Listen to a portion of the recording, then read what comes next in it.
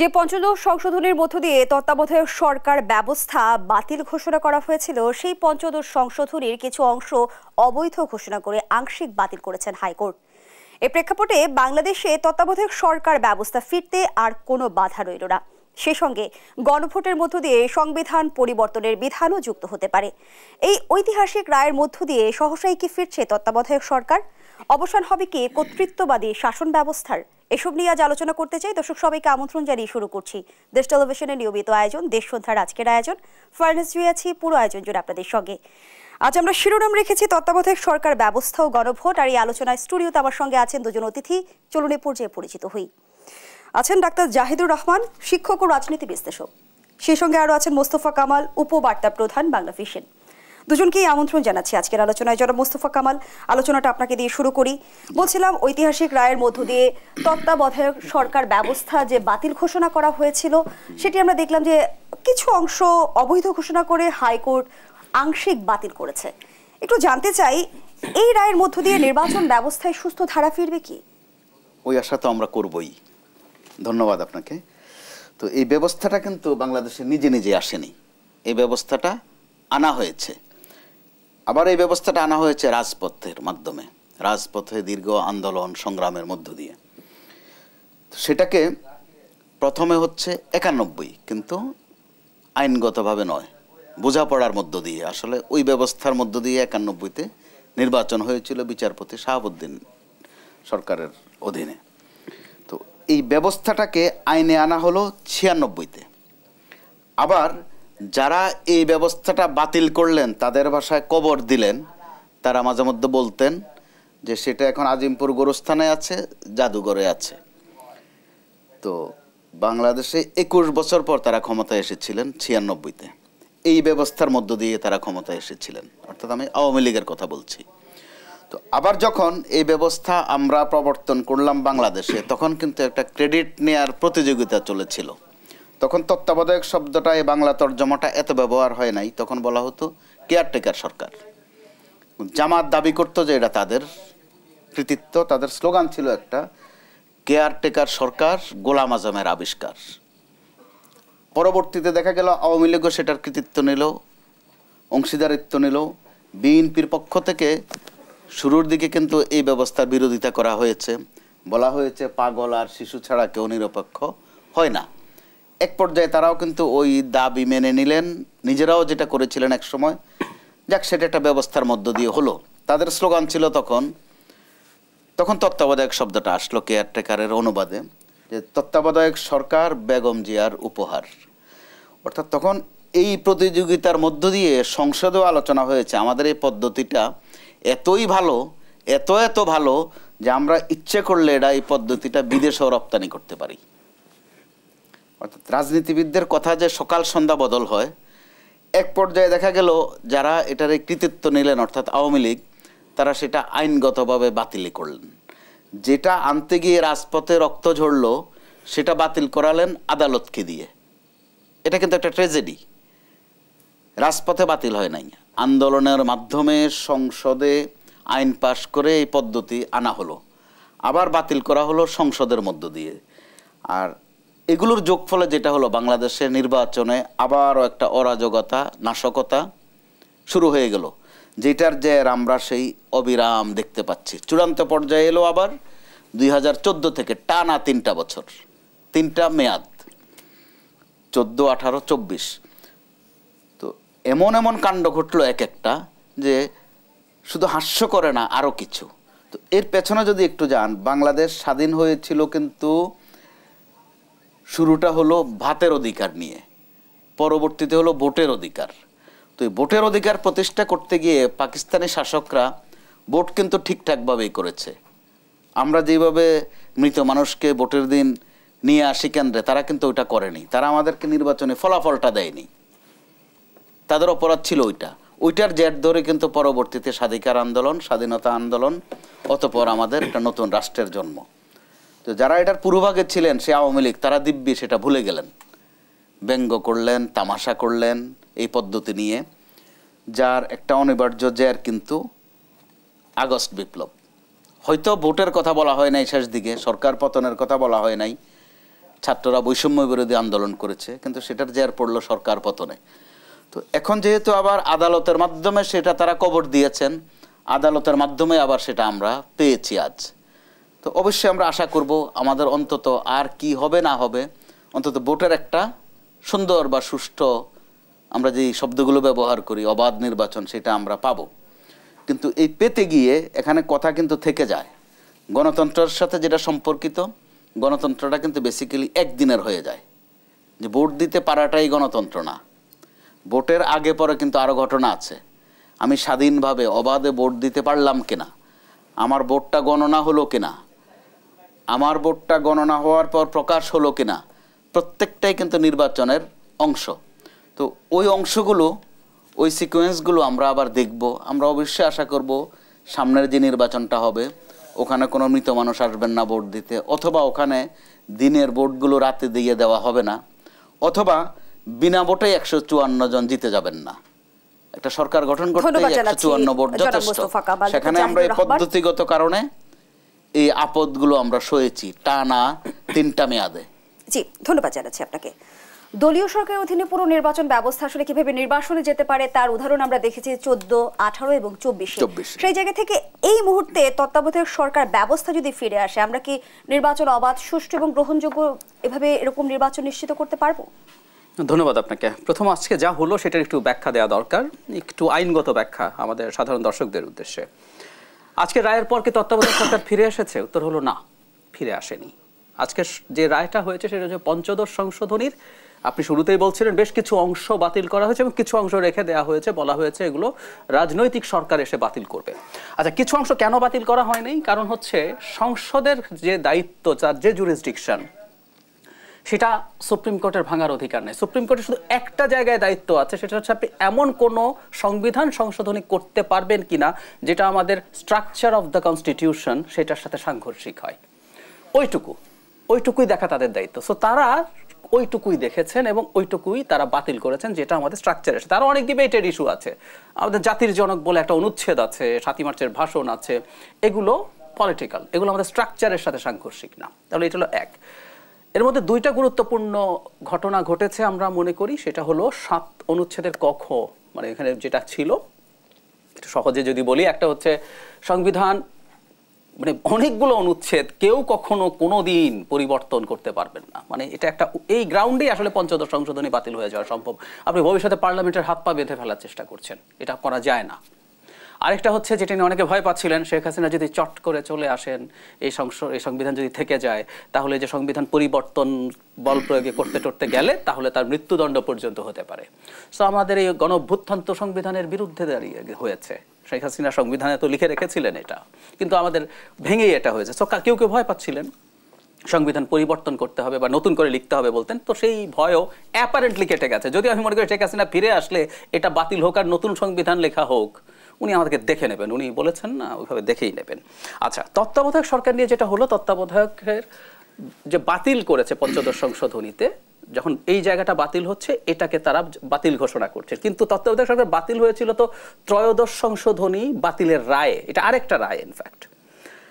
সেটা এই লোকের নাম আমাদের ক্রমাগত বলতে হবে, প্রধান বিচারপতি খায়রুল হক। মানে বাংলাদেশ ধ্বংসের সাথে যে কয়েকজন মানুষ শেখ হাসিনার সবচেয়ে বড় সহযোগীর মধ্যে আছে। আমরা অনেককে দেখি যারা আমাদের সামনে এসে ক্রমাগত কথা বলেছে, তাদেরকে নিয়ে আমরা আলাপ করি, কিন্তু শেখ হাসিনার পরে 2 নম্বর নামটা আমার বিবেচনায় খায়রুল হক।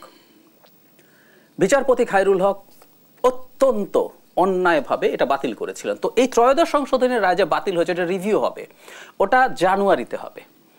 সেই রিভিউর পরে যদি সেই ত্রয়োদশ সংশোধনীটা আপনার বাতিল হয়, তাহলে ত্রয়োদশ সংশোধনী মানে তত্ত্বাবধায়ক সরকার। এখানে একটা জটিল প্রশ্ন আছে, এটা কি ফিরে আসবে অটোমেটিকলি ইন দ্য কনস্টিটিউশন? 2 রকম মত আছে, কিন্তু প্রধান মত হচ্ছে এটা আসলে ফিরে আসবে না। জেনারেল ক্লজেস অ্যাক্ট অনুযায়ী আবার সংসদে এটাকে পাশ করে ঢোকাতে হবে, কিন্তু ঢোকাতে হবে কারণ সুপ্রিম কোর্ট বলছে তত্ত্বাবধায়ক সরকার বাতিল করা যাবে না। আচ্ছা, এখন তাহলে কি দাঁড়ালো, বিদ্যমান পরিস্থিতিতে আসলে এই আলোচনাগুলো প্রয়োজনই নেই, কারণ আমাদের সামনে নির্বাচনটা হবে এই অন্তর্বর্তী সরকারের অধীনে, আমাদের পরবর্তী নির্বাচনগুলো। এবার আমি আপনার পয়েন্টে আসছি। কিন্তু অ্যাটর্নি জেনারেল যেমনটি বলেছে যে অন্তর্বর্তী সরকারি নাম বদলে আসলে তত্ত্বাবধায়ক সরকার হবেন নির্বাচনকালীন সময়ে। এটা সময় তাই হবেন, কিন্তু আসলে সত্যি কথা যেটা, আমাদের এই যাবতীয় যে সরকারটা হয়েছে, আমাদের যদি এক্সিস্টিং কনস্টিটিউশন থাকে, এর সাথে প্রচুর জায়গায় কনফ্লিক্ট আছে, আমাদের একটা সংশোধনী আনতে হবে, পঞ্চম বা সপ্তম যেভাবে হয়েছিল এগুলোকে বৈধতা দিতে হবে। এখন বাংলাদেশের নির্বাচনের জন্য এটা আসলে টেস্টেড। বাংলাদেশে আমরা সব রকম দেখলাম, দলীয় ছিল, তত্ত্বাবধায়ক আসলো, আবার দলীয়তে গেলাম, সব দেখার পর আমাদেরকে আসলে নতুন করে হাইকোর্ট দেখানোর কিছু নেই। আমরা কি এত খারাপ জাতি হয়ে গেলাম, আমরা একটা নির্বাচন করতে পারবো না, অনির্বাচিত লোকরা কি ফেরেস্তা? না, আমরা সব দেখে শেষ হয়েছে। আমরা এখন আমাদের হাতে এম্পেরিক্যাল ডেটা আছে, আমাদের 4টা নির্বাচন যেগুলো তত্ত্বাবধায়কের অধীনে হয়েছে সেগুলো কেমন হয়েছে, পরের ওটার বাইরে কেমন হয়েছে, ইটস ডান। এবং খুব ইন্টারেস্টিংলি ধরুন আগামী নির্বাচন, এই নির্বাচন না, পরের নির্বাচনটা বিএনপি কাগজে কলমে ধরলাম ক্ষমতায় গেল, সেই নির্বাচনে আবারও বলছি, ধরে নিলাম আওয়ামী লীগ নিষিদ্ধ না পার্টিসিপেট করছে, ওকে যদি জিজ্ঞেস করে নির্বাচন কি বিএনপির অধীনে হবে, কি মনে হয়? মানে ও কি বলবে না তত্ত্বাবধায়ক সরকার গণতন্ত্রের স্পিরিটের সাথে সমস্যা আছে ইত্যাদি ইত্যাদি, না এটা থাকা আমরা বিএনপির অধীনে ইলেকশন করবো? নো, সে চাইবে তত্ত্বাবধায়ক সরকার, যে আওয়ামী লীগ এতদিন ধরে আমাদের কাছে গণতন্ত্রের নামে অনেক কিছু করেছে। সো বাংলাদেশে একটা ওভারঅল কনসেনসাস কিন্তু তৈরি হয়ে গেছে। সো তত্ত্বাবধায়ক আসবে এবং আমি বিশ্বাস করি, আশা করি এটার অধীনে ভালো নির্বাচন হতে থাকবে। কিন্তু এটাও সত্য, তত্ত্বাবধায়ক সরকার তো ম্যানিপুলেট করার চেষ্টা করা যায়। সেখানে আমার প্রশ্ন ডাক্তার জাহিদুর রহমান, রাজনৈতিক দলগুলোর সদিচ্ছা ছাড়া তত্ত্বাবধায়ক সরকার ব্যবস্থার সঠিক ব্যবহার সম্ভব কিনা? কোনো কিছুই সম্ভব না। সদিচ্ছা যদি না থাকে, আপনি কোনো না কোনো ফর্মে আপনি ম্যানিপুলেট করতে পারবেন। ভারতের গণতন্ত্রের দীর্ঘদিনের ঐতিহ্য চর্চা ছিল, ভারতে নির্বাচন কমিশন নিয়োগের জন্য আইন ছিল না, কোনোদিন প্রশ্ন হয়নি, কিন্তু যদি আইন তৈরি করে আরো সুন্দরভাবে করা হচ্ছে বলা হচ্ছে, তখন থেকে ভারতের নির্বাচন কমিশন বিতর্কিত হতে শুরু করলো, কারণ নরেন্দ্র মোদী চাইছেন নির্বাচনকে ম্যানিপুলেট করতে। সো রাজনৈতিক দলের সদিচ্ছা ছাড়া দিনের শেষে আসলে গণতন্ত্র কোনোদিন হবে না। এবং এখানে একটা জিনিস যোগ করে রাখা দরকার, সদিচ্ছা যদি তাদের নাও থাকে, জনগণ একটা প্রেসার গ্রুপ, সব রকম জনগণ, তারা যদি ক্রমাগত চাপ রাখে, তখন তাদের সদিচ্ছা না থাকলেও তাদের চাপের ফলে হলেও তাদের এই কাজটা করার আগ্রহ যাতে থাকে সেটা নিশ্চিত করতে হবে। আমরা যেমনটি দেখছি গণঅভ্যুত্থানের পরপরই কিন্তু সংবিধান পরিবর্তন, পুনর্লিখন, এগুলো নিয়ে রাজনৈতিক অঙ্গনে নানা ধরনের বিতর্ক আমরা দেখছি। এখতিয়ার নিয়ে প্রশ্ন রয়েছে, সেখানে আমরা দেখলাম যে গণভোটের মাধ্যমে সংবিধান পরিবর্তনের বিধানও যুক্ত হতে পারে। তাহলে কি সংবিধান পরিবর্তনের বিষয়ে যে বিতর্ক বা যে সংকট আমরা দেখেছি, সেই সংকটের অবসান হবে? যুক্ত হওয়ার জায়গায় আমরা বলবো এটা ফিরে আসা। আসলে পঞ্চদশ সংশোধনী অত্যন্ত অসাংবিধানিকভাবে হয়েছে। ধরুন পঞ্চদশ সংশোধনী যখন হয়, এটা দ্বাদশ সংশোধনীতে আমাদের বেশ কিছু আর্টিকেল মানে আপনার অ্যামেন্ড করার জন্য, সংশোধন করার জন্য গণভোট লাগবে, পুরো কনস্টিটিউশন না, বেশ কিছু জায়গা, মৌলিক অধিকার ওই অংশের অনেকগুলো জায়গাতে। পঞ্চদশ সংশোধনী তখন কিন্তু এটা করে নাই, ফলে পঞ্চদশ সংশোধনী যখন বাতিল হয়েছে, আমাদের দ্বাদশ সংশোধনীতে আসলে গণভোট বেশ কিছু জায়গায় ছিলই। এবং আমি মনে করি কিছু অংশে না, কোনো সংবিধান সংশোধন গণভোট ছাড়া হওয়া উচিত বলে আমি মনে করি না। প্রাথমিকভাবে এটা পাস হবে 2/3 মেজরিটির কথা যদি বলি, এবং আমাদের যদি ভবিষ্যতে একটা আপার হাউস হয়, সব মিলে প্রাথমিকভাবে পাস হবে। তারপর যদি সেটা পাস হয় প্রাথমিকভাবে, তারপর সেটা গণভোটে যাবে। গণভোট ছাড়া আসলে কখনো হতে পারে সংখ্যা গরিষ্ঠ মানুষের মতামত ছাড়া। একটা জিনিস ইম্পর্টেন্ট, 30%, 35% নিয়ে 40% নিয়ে থেকেও তো 2/3 মেজরিটি পেয়ে যেতে পারে। 50% নিয়ে, আওয়ামী লীগ 50% নিয়ে 3/4 মেজরিটি পেয়েছে, কিন্তু 66% হচ্ছে ভোটের দিক থেকে 2/3 মেজরিটি। ও ছাড়া তো আপনি যা তা করতে পারেন, এটা তো হবে না। আমরা এই জন্য সংবিধান সংশোধনের জন্য গণভোট চাই, এবং তাতেও ভোটের পার্সেন্টেজ কি 50% +1 রাখবো না 60% +1 রাখবো, নানান হিসাব হতে পারে। ধন্যবাদ জানাচ্ছি আপনাকে মোস্তফা কামাল। এই বিষয়ে আপনার মন্তব্য নিতে চাই। সংবিধান পরিবর্তনের ক্ষেত্রে গণভোটের বিধান যদি যুক্ত হয়, রাজনৈতিক দলগুলো এই বিষয়টিকে কিভাবে দেখবে? প্রথমত আপনি যে সদিচ্ছার কথা বলছেন, সদিচ্ছা যদি রাজনৈতিক দলগুলোর থাকে বা থাকতোই, তাহলে কিন্তু আর এই তত্ত্বাবধায়ক সরকারেরই প্রয়োজন হতো না। শুধু সদিচ্ছা নয়, পাশাপাশি মর্যাদারও বিষয় ছিল বা আছে। রাজনীতিবিদরা যদি নিজেদের মর্যাদার কথা চিন্তা করতেন, ভাবমূর্তির কথা চিন্তা করতেন, তাদের একটু আত্মসম্মান বোধ থাকতো, তাহলে তো তত্ত্বাবধায়ক সরকারে আসে না, তাদের অধীনেই তো সুষ্ঠু নির্বাচন হতে পারত, সেটা তাদের জন্য স্মার্ট হতো। সেই ক্ষেত্রে গণভোটের যে বিষয়টা এসেছে, এটা মুখে মুখে আমরা বলি শব্দটা সুন্দর শব্দ, গণ বলতে জনগণকে মিন করা হয়। তো জনগণকে কে কতটুকু গুরুত্ব দেন বা কিভাবে দেন, সেটা কিন্তু দৃশ্যমান নয় আজ পর্যন্ত। শুধুমাত্র একসময় যেটা ছিল, 5 বছর অন্তর অন্তর। তো 5 বছর অন্তর অন্তর যেটা, সেটাও এখন ধরে নেওয়া যাচ্ছে ভবিষ্যতে রাজনীতিবিদদের হাত দিয়ে আর হচ্ছে না। তারা তাদের ওই সততা দেখাতে পারেননি, ওই সদিচ্ছা তারা প্রমাণ করতে পারেননি, বা আগ্রহ সম্ভবত নেই তাদের। আবার বিরোধী দলে আসলে ওই আগ্রহটা তৈরি হয়। তো এই গণভোটটাও কীভাবে হবে, কার অধীনে হবে, ওখানেও কিন্তু কিছু প্রশ্ন থেকে যায়। কিন্তু যোগফলে হচ্ছে শব্দটা ভালো, শুনতেও ভালো, যদি একটা পদ্ধতির মধ্যে আসে, একটা ব্যবস্থাপনার মধ্যে আসে। এখানে গোটা বিষয়টা তো মূলত ব্যবস্থাপনা, রাজনৈতিক আদর্শ, উদ্দেশ্য, নৈতিকতা ওখানে আসলে বাস্তবে একেবারেই অপ্রাসঙ্গিক এবং অবান্তর। মূল বিষয়টা ক্ষমতা। তো ক্ষমতার সাথে তো মর্যাদার প্রশ্ন আছে। আমি আমার মর্যাদা চাই কিনা, রাজনীতিবিদরা তাদেরকে একটা মর্যাদার জায়গায় নিতে চান কিনা, এটা তাদের উপর নির্ভর করবে। সেখানে সংবিধান সংস্কার প্রসঙ্গেও কিন্তু রাজনৈতিক দল থেকে প্রশ্ন তোলা হয়েছিল যে অন্তর্বর্তী সরকারের সংবিধান সংস্কারের এখতিয়ার নেই, সেই সংকট কেটে গেল কিনা। আমি সেই প্রশ্নটি আপনার কাছে রেখে যাচ্ছি। একটা বিরতি শুরু হয়েছে। দর্শক, দেশ সন্ধ্যার এই পর্যায়ে একটা বিরতি নিচ্ছি, সাথেই থাকুন। বিরতির পর আবারও আমন্ত্রণ জানাচ্ছি। আপনারা দেখছেন দেশ টেলিভিশনের নিয়মিত আয়োজন দেশ সন্ধ্যা। আমরা আবারও ফিরছি আলোচনায়। যারা মোস্তফা কামাল যে আলোচনায় আমরা ছিলাম, বলছিলাম যেটা, যে এখানে সেটেল ছিল কিন্তু বিষয়টা, যে আগের সংস্কার পরে নির্বাচন, একটা সিম্পল বিষয়, একটা বাদ দিয়ে আর একটা নয়। এরপরও নানান কথায় অথবা কথায় একই প্রকাশভঙ্গি ভিন্ন হওয়ার কারণে অনিবার্যভাবে কথাটা এসেছে এখন এই জায়গায় যে সংস্কার, বিচার এবং নির্বাচন তিনটা একসাথে চলবে, কারণ একটা আর একটার সাথে মোটেই সংঘর্ষ করে না। কিন্তু অতিকথনের ফলে কখনো কখনো সেটা চলে এসেছে এভাবে যে এই সরকারের অধীনে অথবা সব সংস্কার সম্ভব নয়। এটা তো বলার অপেক্ষা রাখে না, অবশ্যই সম্ভব নয়। কিন্তু ওপেনিংটা তো এই সরকারের আমলেই করতে হবে। কমিশনগুলো হয়েছে, তারা কাজও শুরু করেছে। এরকম একটা অবস্থায় নানান ভঙ্গিতে নানান বাক্য ব্যয় করাটা খুব শোভনীয় নয়। সেটা পরিস্থিতিকে কিন্তু উত্তপ্ত করছে, ভুল বুঝাবুঝিও তৈরি করছে। প্রায় প্রতিদিনে কিন্তু কথার কারণে কিছু সমস্যা হচ্ছে, ভুল বুঝাবুঝি। রাজনৈতিক অন্তর্বর্তী সরকারও কিন্তু রাজনৈতিক বিতর্কের শিকার হচ্ছে। তো এগুলো করে আপনি দেখেন সর্বশেষ যেটা আমাদের মাননীয় প্রধান উপদেষ্টা যেটা বললেন, একই কথা কিন্তু তিনি বলেছেন যে 25 সালের শেষ দিকে অথবা 26 সালের প্রথম দিকে নির্বাচনটা হবে। এইমাত্র কিন্তু আমরা দেখলাম যে সংবাদপত্রে এসেছে যে প্রধান উপদেষ্টার প্রেস সচিব শফিকুল আলম জানিয়েছেন 2026 সালে 30 জুনের মধ্যে আগামী জাতীয় সংসদ নির্বাচন হবে, স্পষ্ট করেছেন তিনি। আরো স্পষ্ট করেছেন। তার মানে প্রধান উপদেষ্টার কথা যেটা বলেছিলেন ওইটাই, কিন্তু শুধু একটা তারিখ বলা হয়েছে। এটা অনেক কিছু রাজনৈতিক দলগুলোর জন্য, এটা কিন্তু অনেক কিছু। তারা ক্ষমতামুখী দল প্রত্যেকে, এখন যারা মাঠে আছেন বা স্টেক হোল্ডার যারা ছিলেন ওই আন্দোলনে। তো ওই জায়গায় যখন এর আগে সেনা প্রধান বলেছিলেন 18 মাস, আপনি যোগ করে দেখেন কাছাকাছি হয়, 2-1 মাস এদিক সেদিক তফাৎ হয়। তো সেটা গোলমালটা বাদে প্রকাশভঙ্গির কারণে। আর রাজনৈতিক দলগুলো যে তাড়না দিচ্ছে, ওখানে তারা চাচ্ছিল মূলত একটা তারিখ জানতে চাচ্ছিল, এরকম টাইম ফ্রেম না। তারা যেটাকে বলে যে রোড ম্যাপ, রোডটা তো পরিষ্কার, ওখানে ম্যাপটা আঁকা বাকি ছিল, শুধু ম্যাপটাও কিন্তু ঝাপসা ঝাপসা দেখা যাচ্ছিল। তো এখন প্রধান উপদেষ্টার প্রেস অ্যাডভাইজার আরও সুন্দর সেখানে মাত্রা যোগ করেছেন, চমৎকার করে একটা তারিখ সহ বলেছেন। তো আমরা তো আশা করতে পারি, অবশ্যই আশা করব যে এই বিতর্কটা আস্তে আস্তে একটু কমবে। না কমলে যেটা হবে, এটা একটা উপমা দিয়ে বলতে হয়, এক কর্মচারী চাকরি ছেড়ে দিয়েছে, তাকে বলা হচ্ছে কেন ছাড়লা? সে বলে যে খাওয়ায় অনেক কষ্ট। কি কষ্ট? যে সেই সকালে একবার খাওয়া দেয়, এরপরে অনেক পরে দুপুরে একবার দেয়, সেই আবার সন্ধ্যায় একবার দেয়। তো এখনকার চাকরিতে কি অবস্থা? এখনকারটা সকালে একবার দেয়, দুপুরে একবার দেয়, রাতে আবার দেয়, একই অর্থ, কিন্তু শুধু তার প্রকাশভঙ্গির মধ্যে তফাৎটা। তো আমি গণমাধ্যমের কর্মী হিসাবে প্রতিদিন যে সংবাদগুলো দেখি বা একটু বিশ্লেষণ করতে হয়, আমার কাছে মনে হচ্ছে এগুলোর কিন্তু একই অর্থ, শুধু নতুন মাত্রা যোগ হলো 30 তারিখটা ঘোষণা করা।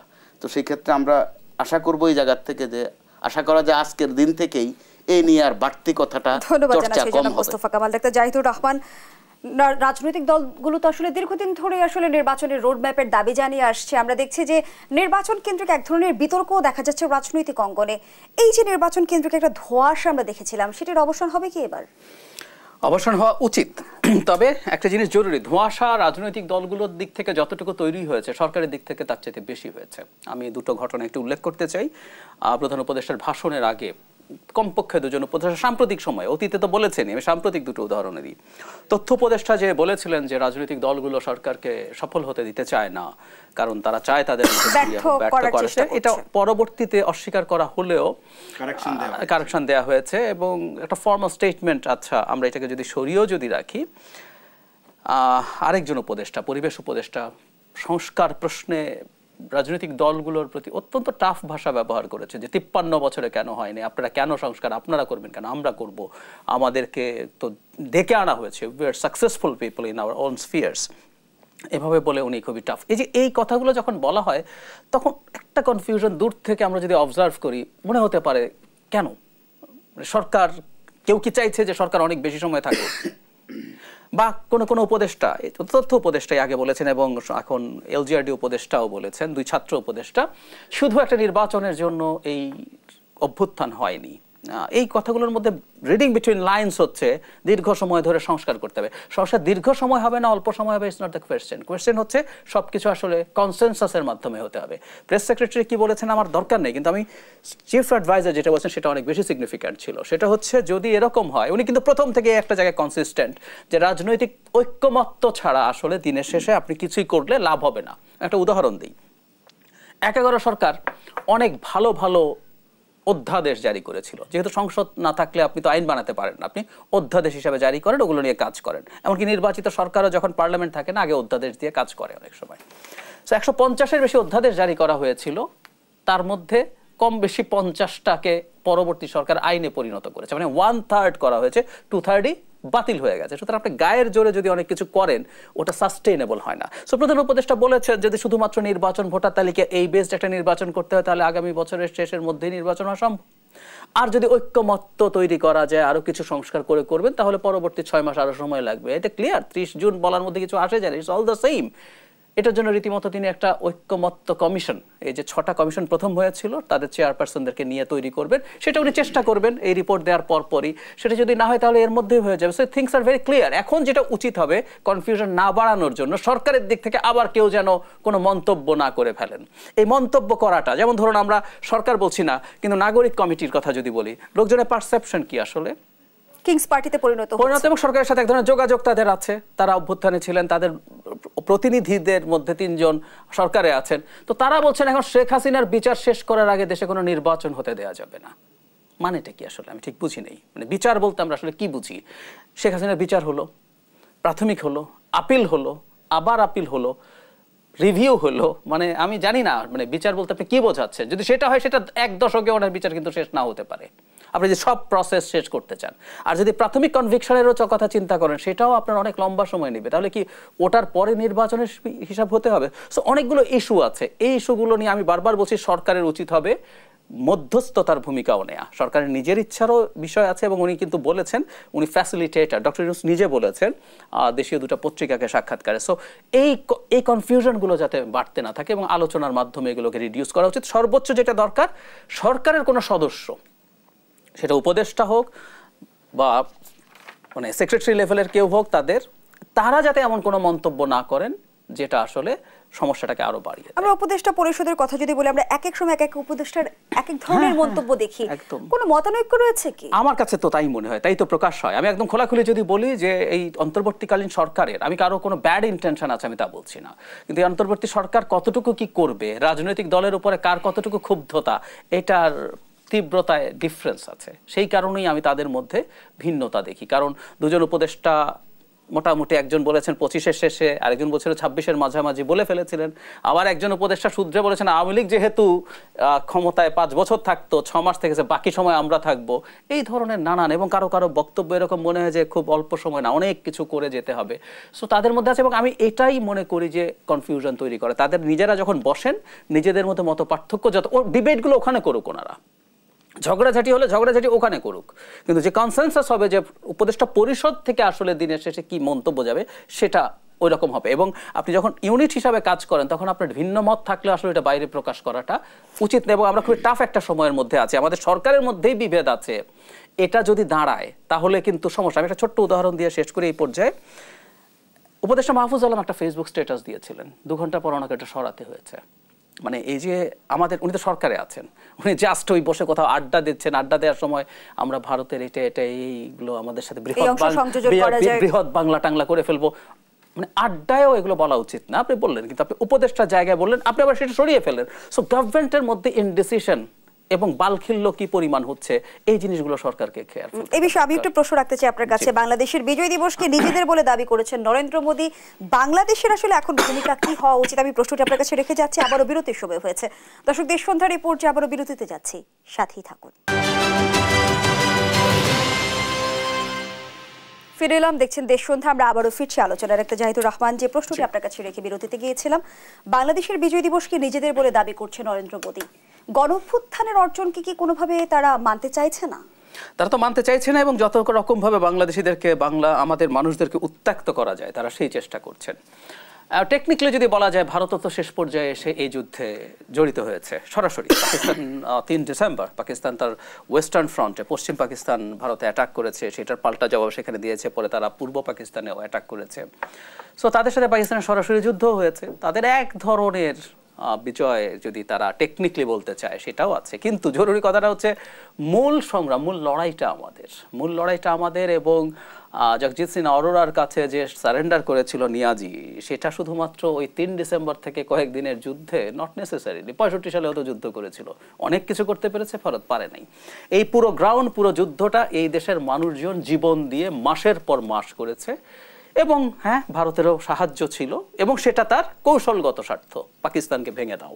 এই আলোচনা যেহেতু আসলে ডিসেম্বর মাস, এটা বলে রাখা দরকার যে ভারতের কাছে চিরকৃতজ্ঞ থাকতে হবে। কিছুদিন আগে চিন্ময় ইস্যুতে আমাদের দিল্লির যে হাই কমিশন, সেটা যখন ঘেরাও করেছিল, ওখানে বারবার একটা কথা তারা উচ্চারণ করেছে, তাদের প্ল্যাকার্ড ছিল, সেটা হচ্ছে আমরা অকৃতজ্ঞ জাতি, কারণ ওরা আমাদেরকে স্বাধীন করে দিয়েছে এবং আমরা সেটা মনে রাখছি না। আমরা ওর সাহায্য পেয়েছি, নিয়েছি, স্বাধীন হয়েছে। স্বাধীন হওয়াটা ইটসেলফই তার স্বার্থ পূর্ণ হয়ে গেছে। কৃতজ্ঞতা মানে কি দিল্লির দাসত্ব করা? ওরা তাই এক্সপেক্ট করে আর কি। আর কৃতজ্ঞতা, আমি কৃতজ্ঞ না, আই এম সরি। যখন একটা এক্সচেঞ্জ হয়, আপনি কেন আমাকে সাহায্য করেছিলেন আসলে? কারণ আপনি চেয়েছেন পাকিস্তান ভেঙে যাক। 65-তে আপনার যুদ্ধ হয়েছে, আপনি দেখলেন 2 ফ্রন্ট থেকে যদি আপনার যুদ্ধ লেগে যায়, আপনার 2 ফ্রন্ট সামলানো is really very very tough. আপনার 7 সিস্টার্সের সিকিউরিটি নিয়ে টেনশন আছে, পাকিস্তান যদি সেখানে সিরিয়াস ইনসার্জেন্সি করে। সো আপনি ভেঙে দিতে চেয়েছেন এবং সেটা আপনার জন্য ডিল। আবার আমি স্বাধীন হতে চেয়েছি, আমার সাথে সেটা মিলে গেল, আমাদের মধ্যে একটা উইন উইন সিচুয়েশন হলো। কারো কাছে কারো কোনো কৃতজ্ঞতার কিছু না। আমি ভারতের কাছে কৃতজ্ঞ নাম, সরি। তো যেটা বলছিলাম, তাদের উচিত ছিল, যারা মোদির, তাদের মানুষজন যুদ্ধ করেছে শেষ পর্যন্ত এসে সেটা স্মরণ করে, একই সাথে আমাদের বিজয়কে কৃতিত্ব দেয়া। দিনের শেষে ওটা আমাদের বিজয়। আমরা একটা গেরিলা ওয়ারফেয়ার করে একটা প্রশিক্ষিত সেনাবাহিনীকে মানে পরাজিত করেছে। এবং আজকে উনি এসব বলছেন, এই ডিসেম্বরের 3 তারিখ ভারতের আগে বাংলাদেশের বিরাট একটা অঞ্চল, এটাকে আমরা মুক্তাঞ্চল বলি, মুক্ত হয়ে গেছে। পাকিস্তান মিলিটারি ছিল না ওইসব জায়গাগুলোতে। হয়তো একটু দেরি হতো 3 তারিখ যদি তারা এই অ্যাটাক না করতো, কিন্তু আমরা স্বাধীন ঠিকই করতে পারতাম। আমরা হয়ে গেছিল, প্রচুর জায়গা মুক্ত হয়ে গিয়েছিল। সুতরাং এটার উদ্দেশ্যই হচ্ছে আমাদেরকে ইরিটেট করা, আমাদেরকে, এটা বেশ কয়েক বছর থেকে, ইনফ্যাক্ট এই যে শুধু এই বছর করছে তা না, আমি একটু যোগ করি, ভারত এটা নিয়ে সিনেমাও বানিয়েছে। এটা কয়েক বছর থেকে তারা এই চর্চাটা বাড়িয়েছে। কিন্তু বাংলাদেশ নিয়ে আসলে মূল উদ্দেশ্যটা কি, সেটা একটু বুঝতে চাই। আমরা দেখছি যে পলাতক হাসিনাকে ভারত আশ্রয় প্রশ্রয় তো দিয়েছে। আমরা জানি যে পলাতক 400 মন্ত্রী এমপিকে আসলে তারা ট্রাভেল পাস পর্যন্ত দিয়েছে, এবং ভারতের মাটিতে বসে হাসিনা রাজনীতিতে সক্রিয় হওয়ার এক ধরনের চেষ্টাও করছে। সবকিছু করছেন এবং ঘুরে ফিরে একই চেষ্টা করা। এটা যে হাসিনা শতভাগ না হলেও বাংলাদেশে 80%, 70%, মানে যত পার্সেন্ট একটা শেখ হাসিনাকে এখানে বসানো যায়। এবং এই মেসেজ ফিউচার যে কেউকে দেয়া, সরকারকে দেয়া, যে তোমাকে ওর কাছাকাছি কিছু একটা হতে হবে আমার সাথে ভালো সম্পর্কের জন্য। আর আমাদের লড়াইটা হচ্ছে আমাকে একটা স্বাধীন সার্বভৌম দেশ হিসাবে করতে হবে। সো এই লড়াইটাই আমরা এখন দেখছি, তার মতো করে সে করছে। অ্যান্ড আই বিলিভ ইন্ডিয়ার এই পলিসি একটা স্টুপিডিটি। তারা পরাজিত হবে, তাদেরকে ওই ইগো থেকে বেরিয়ে এসে আমরা যদি শক্ত থাকতে পারি, আমরা শক্ত থাকবো, আমাদের সাথে ইন্টারঅ্যাক্ট করতে হবে। ধন্যবাদ জানাচ্ছি আপনাকে মোস্তফা কামাল। ভারতের আসলে মূল মাথা ব্যথার কারণ কি? আমাদের রাজনৈতিক পট পরিবর্তন, নাকি তারা আসলে তাদের কর্তৃত্ববাদী শাসন ব্যবস্থা যেমনটি আমরা দেখেছি বিগত সময়ে সেটির অবসান হয়েছে, সে কারণে মানতে পারছে না? দুটো বেদনা এখানে তাদের। একটা হচ্ছে তারা আমাদের এখানে যে কর্তৃত্ব সুলভ আচরণ করেছে, অথবা যা পেয়েছে নিয়মিত পেয়েছে, যেটা আমাদের সাবেক প্রধানমন্ত্রীও বলেছেন যে ভারতকে যা দিয়েছি আজীবন মনে রাখতে হবে। তো কি কি দিয়েছেন আমরা কিন্তু সব জানি না, কিন্তু দিয়েছেন সেটা জানি। তো এরকম একটা অবস্থায় ভারত বা তার পছন্দের শক্তি এখানে পরাজিত হবে, তাও আবার জেনাতন পরাজয় নয়, রীতিমতো পালানো, এক কাপড়ে পালানো যেটাকে বলে, সেটা ভারতের জন্য কষ্টের। তার বেদনা আছে এখানে, অতএব সে তার কাজ করবে। এবার যদি আরও ব্রড স্কেলে আপনি যান, আমরা বলি বা বলে আসছি নিয়মিত যে আমাদের 3 দিকেই ভারত, আমরা ভারতের পেটের মধ্যে। তো পেটের নাভির অংশ যদি গোলমাল হয়, পেটের বাকি 4 দিক কিন্তু শান্তিতে থাকে না। আবার বাস্তবেই দেখেন ভারতের 4 দিকে তার এখন শত্রু। একমাত্র অধস্তন বলেন অথবা আজ্ঞাবহ বলেন, সেটা ছিল বাংলাদেশ। তো সেখানে তার এখন ওই নেতৃত্ব নাই, ওই কর্তৃত্ব নাই। তো উনি শেখ হাসিনা বা তার মন্ত্রীদের ওখানে আশ্রয় দিবেন ভারত, ওইটাই কিন্তু স্বাভাবিক। বরং আশ্রয় না দিলে সেটা হতো অস্বাভাবিক। তো সেই স্বাভাবিক কাজটা ভারত করেছে। সর্বশেষ নরেন্দ্র মোদী যেটা করেছেন এটা তারা আগেও করেছেন, এবার আরও একটু ব্যতিক্রমভাবে করেছেন। এবার কিন্তু তার বিবৃতিটাতে কোথাও বাংলাদেশ শব্দটাই নাই। এই হচ্ছে একটু ফলো আপ। ৭১-এ যে বাস্তবতা পাকিস্তান বোঝার চেষ্টা করেনি, ২৪-এ এসে ওই বাস্তবতা ভারত বোঝার চেষ্টা করছে না, সেটা কিন্তু একদম স্পষ্ট। ভারত এরই মধ্যে আমাদের সাথে যে আচরণ করেছে এক একটা নোংরা পর্যায়ের। তাদের হোটেলে বাংলাদেশিদের খেতে দেবে না, হাসপাতালে চিকিৎসা করতে দেবে না, বাংলাদেশ সহকারী হাই কমিশনে হামলা, পতাকা অবমাননার মতো ঘটনা ঘটছে। এগুলো করতে গিয়ে তারা কিন্তু তাদের নিঃস্বতা, এক ধরনের নিঃস্ব অবস্থা, দুর্বল অবস্থা, অথবা তারা দিক বিদিক হারা, সেটাও প্রমাণ করেছে। অথচ আমরা কিন্তু বলে থাকি বরাবর যে ভারত চাণক্য কূটনীতি করে, অর্থাৎ তারা অত্যন্ত সূক্ষ্ম চিকন কূটনীতি করে। ভারত এখন কি আওয়ামী লীগের এজেন্ডা বাস্তবায়ন করতে চাইছে? অবশ্যই করতে চাইছে এবং চাইবে, ওইটাই তো স্বাভাবিক। আবার ভারতের দৃশ্যত আওয়ামী লীগ ছাড়া এখানে মোটা দাগে কোনো ভরসা নাই, যেটা আওয়ামী লীগের মন্ত্রীরা বিভিন্ন ভাষায় বিভিন্ন সময় প্রকাশ করেছেন। সর্বশেষ যেটা করেছিলেন, তাদের দলের স্পোকসম্যান দিল্লি আছে, আমরা আছি। এর আগে তাদের একজন মন্ত্রী বলেছিলেন আমাদের স্বামী স্ত্রীর সম্পর্ক। কিন্তু এই যে হাসিনা নতজানু পররাষ্ট্র নীতি যে এখন বাংলাদেশে কাজ করছে না, আমরা যে প্রতিবাদী কণ্ঠস্বরে কথা বলতে পারছি, প্রতিবাদ জানাতে পারছি, এই বিষয়টিকে ভারত কিভাবে দেখছে? নিশ্চয়ই ভালোভাবে দেখছে না। যেখানে নতজানু হয়েছে আওয়ামী লীগ, নতজানু হয়েছে শেখ হাসিনা। কারণ ভারতের সাথে রাজনীতিটা বা কূটনীতিটা বাংলাদেশের ছিল না, ভারতের কূটনীতি বা সম্পর্কটা ছিল আওয়ামী লীগের সাথে, শেখ হাসিনার সাথে। যদিও বলছে যে বন্ধুত্বপূর্ণ সম্পর্ক, বাংলাদেশের সাথে বন্ধুত্বপূর্ণ সম্পর্ক তখনও ছিল না, ছিল ব্যক্তির সাথে, দলের সাথে বা পদবীর সাথে, প্রধানমন্ত্রীর সাথে, সাবেক প্রধানমন্ত্রীর সাথে। তো এরকম একটা অবস্থায় ভারত কষ্টে থাকবে, আমাদেরকে অবিরাম ডিস্টার্ব করবে, ওইটাই স্বাভাবিক। তো এই ডিস্টার্বের ফল যে তারা পাচ্ছে না, ভারত আসলে উদ্দেশ্য প্রণোদিতভাবে বাংলাদেশকে অস্থিতিশীল করতে চায়, এটা তাদের অবশ্যই, এটা তাদের বাংলাদেশকে কোনোভাবে হুমকি হিসেবে দেখছে।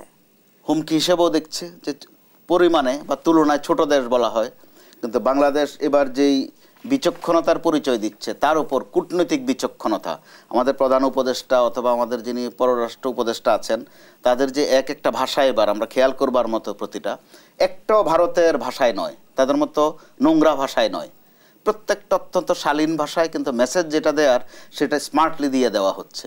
এটা ভারতের জন্য অবশ্যই কষ্টের। আর শুধু বাংলাদেশ আর ভারত বা দু দেশের জনগণ সেটা দেখছে তা তো নয়, গোটা বিশ্বই কিন্তু দেখছে এই পরিস্থিতিটা, যে ভারত কত নিচে নামতে পারে।